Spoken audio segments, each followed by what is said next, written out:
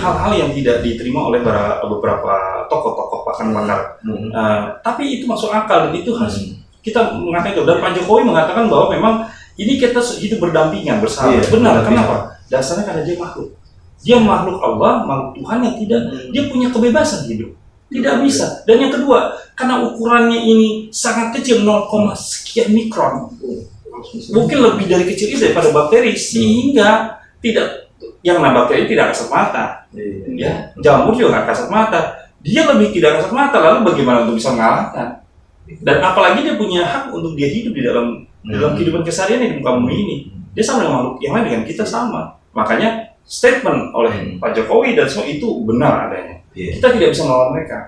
Yang bisa kita lawan mereka adalah satu dengan apa? Pemahaman. Stigma yang masuk dalam pikiran ini berupa doktrinisasi yang jadi nanti namanya mindset. Nah, yang hari ini disebut kita maju ke depan protokol kesehatan. Nah, itu yang harus dilakukan. Nah, sebelum itu tapi menarik dari protokol kesehatan tentunya masyarakat harus diberikan informasi yang edukatif. Yang tadi dibilang katanya airborne, terbang-terbang lah ya. Itu menghayal maksudnya. Tapi benar kalau dalam ruangan bisa terjadi. Contohnya, ada orang kena corona dengan bukan OTG tapi PDP yang ada keluhan seperti batuk pilek. Dia di ruangan ini dibatuk. Dia selain menempel pada bagian yang di depannya atau di dekatnya, ya apapun, mau meja, mau handphone, tapi dia bisa mengeluarkan di udara. Selama tidak ada angin dalam ruangan itu, dia akan berkembang. Dia akan terus berputar di situ. Kalau ada angin, dia akan didorong. Karena virus bisa didorong oleh angin, Pak. Tapi kalau di luar, tidak mungkin. Pertama, di luar tidak mungkin karena cuaca. Ada panas. Yang kedua, sistem alam yang tidak jelas di luar. Oh, di dalam jelas, karena nggak ada ruangan, nggak ada. Makanya banyak tenaga medis yang terkena gitu dok ya, karena mereka nggak keluar mungkin karena hampir berjam-jam day to day gitu kan. Itu biasanya terkena itu satu hal yang paling penting. Pertama adalah daya tahan tubuh dia. Mesti ingat yang bisa membunuh virus ini adalah salah satunya obatnya cuma satu, vaksinnya cuma satu. Yang Tuhan kasih adalah daya tahan tubuh, imunitas. Dan salah satu faktor imunitas banyak. Salah satunya adalah pikiran, perasaan. Nah, kalau lagi stres gitu ya, lagi akhir bulan gitu kan, ribut sama suami, sama istri gitu, lagi kesel, temen gitu. Kayaknya temen saya lagi gitu tuh. Gitu ya. Nah itu daya tahan tubuh yang turun sehingga ketika dia menghadapi serangan dari virus apapun, itu nggak usah virus, bakteri apapun. Nanti saya akan jelaskan tentang bakteri perbedaan antisan dengan corona ini yang harus dijelaskan pada masyarakat. Itu susah terbunuh. Obat apapun dikasih hari ini belum ada yang bisa membunuh virus. Vaksin belum ada, baru proses dia. Nah, cuma obatnya satu sebenarnya. Meningkatkan daya tubuh kita. Nah, kita kembali dari cerita perbedaan apa virus dan bakteri. Ada mungkin kita bisa lihat ya, memang di luar ada orang batuk-batuk. Tapi kita dulu dia corona. Berhasil. Dia demam. Suhunya 37,6, dia corona.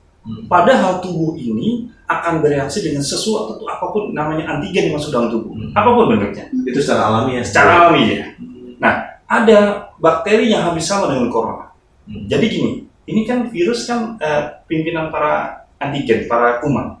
Jadi virus di dalam tubuh bisa membangkitkan bakteri. Yang paling ditakutkan adalah bakteri Streptococcus aureus dan Haemophilus influenzae. Haemophilus influenzae itu yang menimbulkan gejala seperti influenza. Itu yang bisa dikenakan siapa seperti itu. Nah, itu yang bisa dibangkitkan oleh si virus ini kalau udah masuk. Jadi dia bisa membangkitkan itu, dan sementara Haemophilus influenzae dan Streptococcus sudah menyatu di dalam tubuh kita. Setiap orang punya dari dalam itu. Punya. Sering radang tenggorokan. Aduh, kayak itu Haemophilus influenzae sering ada di bagian tenggorokan, bagian mulut dan bawah. Nah, itu gejalanya hampir sama. Nah, tetapi kembali lagi, kalau bakteri bisa dibunuh oleh obat, namanya antibiotik. Sifatnya ada yang membunuh, ada yang menghambat. Sifat ada bakteriostatik dan bakteriofag. Jadi ada yang sifatnya membunuh, ada yang sifatnya menghambat. Jadi tergantung kekuatan bakteri antibiotiknya. Tapi kalau virus nggak bisa, yang ada hanya melemahkan. Nah, stigma ini yang harus dibangun dari informasi yang harus ada di setiap masyarakat. Jadi harus tahu ya masyarakat harus tahu sebenarnya virus bakteri dengan virus itu apa. Bedanya apa? Dan dia harus tahu bahwa virus ini sekali lagi kita yang jadi benang merah ini pemerintah, karena nanti sedikit saya akan mengeluarkan aturan-aturan ya dari perundang-undangannya gitu. Kenapa pemerintah begitu melakukan kegiatan yang sifatnya ekspansif, masif, dan cepat dia untuk penanganan COVID ini? Sebenarnya bukan COVID yang setengahnya, tapi penyebarannya dia. Karena corona tidak bisa dibunuh, di luar aja mati sendiri, kalau kena panas gak ada hilang mati dia. Ya, tapi penyebaran itu yang bahaya. Nah makanya dibutuhkan sebuah regulasi oleh pemerintah. Jadi dari undang-undangnya ada, tentunya kalau kita berbicara tentang undang-undang, ada Undang-Undang Nomor 6 tahun 2018 tentang karantina kesehatan. Itu dasar PSBB kemarin. Ya itu dikeluarkan di bulan yang awal kan, ya dari April dan sampai sekarang pun masih kan, tadinya sudah dilepas, tapi karena kondisi kok tambah meningkat, makanya dibalikan lagi PSBB. PSBB menuju new normal namanya. PSBB transisi menuju new normal. Nah, tetapi kenyataannya bahwa pemerintah melakukan ada beberapa undang-undang, sampai terakhir ada Permenkes nomor 9 ya tahun 2020, dan juga ada lagi sampai Gubernur Anies hari ini dia mengeluarkan Pergub nomor 79. Bagaimana itu adalah di situ ada tentang sebenarnya protokol, keharusan masyarakat untuk mengikuti protokol. Sementara di situ ada sanksi. Ada sanksi ya, sebenarnya itu sanksinya sifatnya memang tidak menimbulkan efek jerah, tapi cukup baik dilakukan. Juga ada Pergub yang lain, Pergub nomor 88 tahun 2020. Dan itu dilakukan oleh pemerintah sebagai langkah cepat untuk mencegah penyebaran sebenarnya. Sebenarnya penyebarannya bahaya. Nah sekali lagi, virusnya tidak berbahaya, penyebarannya berbahaya. Mungkin teman-teman nanya, terus berbahaya penyebarannya apa ya? Kan nggak nyambung nih. Virusnya nggak bahaya, tapi penyebarannya bahaya. Dokter, saya mau nanya dulu dokter. Kan ada salah satu protokol kesehatan harus menggunakan hand sanitizer ya dokter. Nah itu kan, ini setahu saya ya dokter, katanya kalau hand sanitizer itu hanya untuk membunuh bakteri dok. Tapi apakah, silakan dokter. Silakan.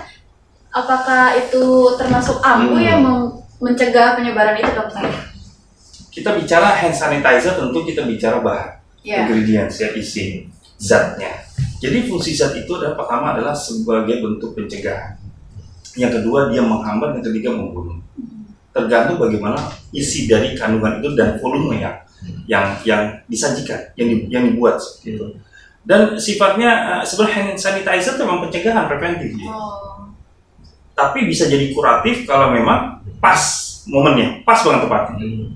Ada kumannya, pakai hand sanitizer pas. Makanya kita karena nggak bisa ngeliat kumannya, wajib melakukan hand sanitizer.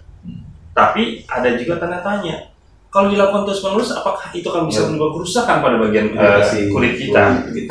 Itu tidak semua. Jadi ada memang orang-orang yang memiliki penyakit alergi. Nah itu memang ada zat-zat yang bisa menimbulkan alergi. Itu. Yang kedua memang kalau sifatnya zat itu, misalkan alkohol, ya sifatnya korosif dia sebenarnya untuk permukaan kulit. Dan itu kalau digunakan terus-menerus melebihi dari penuh, bisa menimbulkan ada sebuah peradangan ya, atau nggak ada efek gatal-gatal atau panas atau seperti itu. Tapi sekali lagi, fungsi hand sanitizer itu sangat ampuh yang harus kita lakukan. Ya, selain dari sebelum hand sanitizer adalah kita sering mencuci tangan. Sebenarnya mencuci tangan dan hand sanitizer lebih bagus mana? Sebenarnya lebih bagus mencuci tangan, tapi dengan menggunakan desinfektan. Dan zat misalkan menggunakan cairan sabun. Nah, untuk itu jauh lebih bagus sebenarnya. Dok, sebelum masuk ke penyebaran COVID-nya sih baik-baik saja, tapi penyebarannya yang bahaya. Saya ingin tanya gini, COVID-19 itu kan korbannya selalu ada penyakit bawaannya nih dok. Hubungannya? Saya belum pernah melihat si virus ini yang mematikan. Itu kenapa tuh? Nah itu tadi kita harus memberikan informasi kepada masyarakat hari ini. Saya akan berani mengatakan berkali, saya sering bicara di banyak tempat bahwa COVID-19 atau coronavirus corona tidak bisa menimbulkan kematian, tidak bisa. Yang bisa ada dia menjadikan trigger penyebab kematian bila mana seseorang memiliki COVID. Nah ini bukan penyebaran. Yang harus hari ini kita lakukan itu penyebaran dari virus itu, karena itu tadi hubungannya. Bagaimana ketika virus ini sampai kepada orang-orang yang rentan. Jadi katakan orang rentan selain usia, kedua dimiliki penyakit komorbid, penyakit penyerta. Nah ini yang ditakutkan, makanya penyebaran yang perlu dicegah. Itu dicegah. Nah pencegahannya itu yang hari ini pemerintah melakukan begitu hebatnya, begitu kuatnya, begitu sudah. Kalau menurut saya ini perang yang sebenarnya sudah sampai pada pertengahan kelelahan sebenarnya. Ya, kelelahan untuk melakukan bagaimana mencegah penyebaran ini. Nah untuk itu makanya kalau kita yakin, kita semua masyarakat sadar bahwa yang berbahaya ada penyebarannya. Karena kita nggak bisa spekulasi kan. Bagaimana kita tahu kita punya penyakit jantung kalau kita nggak pernah periksa? Ternyata hari ini kita ngomong maaf ya dalam ruangan ini. Ternyata kita nggak tahu kita punya penyakit jantung, kita belum periksa. Ternyata kita kena corona.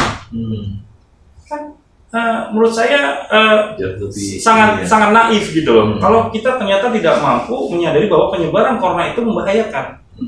Nah, untuk itu makanya untuk itu kita harus waspada pada penyebaran.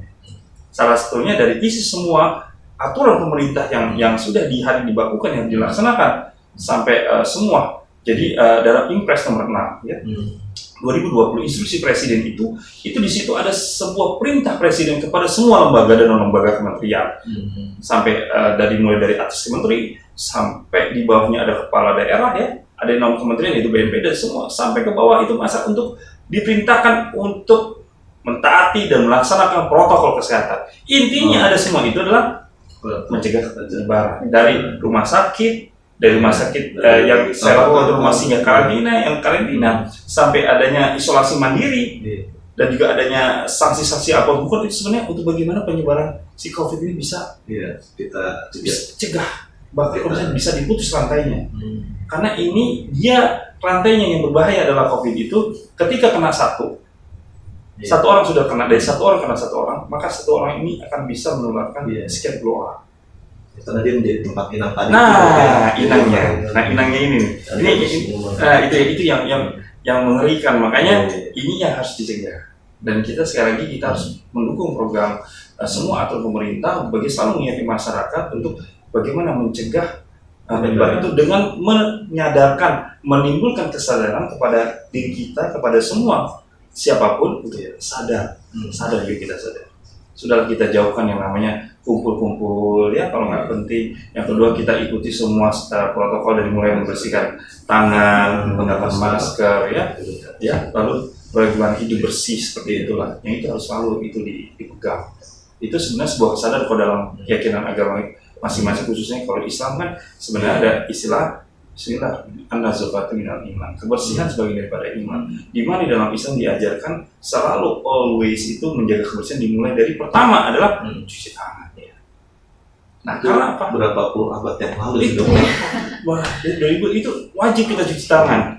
Apapun mau makan cuci tangan, mau masuk rumah harus berwudu, dari pergian. Bagaimana kita juga harus mandi. Bagaimana semua wudunya saja soal kita sudah jaga. Nah itu sebuah gambaran kita menjaga kebersihan. Ada perintah untuk menjaga wudu itu ya. Nah itu karena itu adalah menjaga kebersihan sebenarnya. Dan ternyata kebersihan itu penyakit itu sumbernya kalau luar ini cuma dari tangan aja sebenarnya. Kalau udara itu persentase cuma 20-30%, 70% semua dari tangan. Karena di dalam tangan kita ini kita bicara tentang tempat predileksi. Kan predileksi ada tempat nih kuman senang. Itu di sini nih banyak kuman nih sela-sela ini. Kanan kiri kanan kita ada bakteri, ada virus, ada jamur yang kita nggak bisa lihat. Nah makanya kenapa kita harus selalu bersih. Juga kebersihan itu karena selalu mencuci tangan terus itu gunanya untuk supaya ini yang kuman yang ada di tangan kita lepas. Ini ada pertanyaan terakhir nggak? Buat dokter ada pertanyaan terakhir. Gini dok, ini kan sebentar lagi antivirusnya mau datang nih dok. Vaksinnya mau datang.